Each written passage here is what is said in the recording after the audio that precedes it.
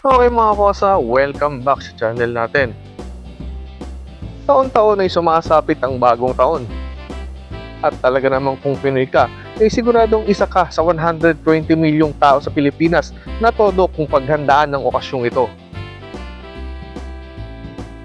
Bonggang food, maraming alak, at unlimited na paputok. Nagsisimula ang okasyon sa pagsalubong sa bagong taon tuwing December 31. O sa Ingles ay New Year's Eve. Tapos tuloy-tuloy ito hanggang sa January 1 ng susunod na taon.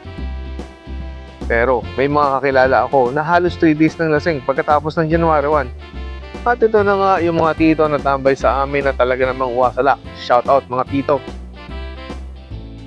Pero alam nyo ba na dahil sa international time zone, hindi sabay-sabay na ipinagdaraos ng iba't ibang bansa ang bagong taon.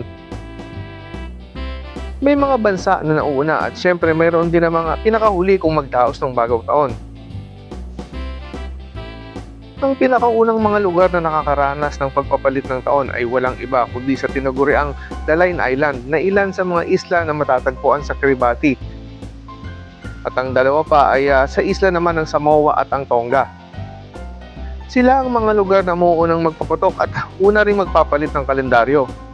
At kabaliktaran naman ito doon sa may American Samoa, Baker Island at sa Howland Island, na ilan naman sa mga lugar kung saan sila naman ang pinakahuling magdaraos ng bagong taon. Ang galing no?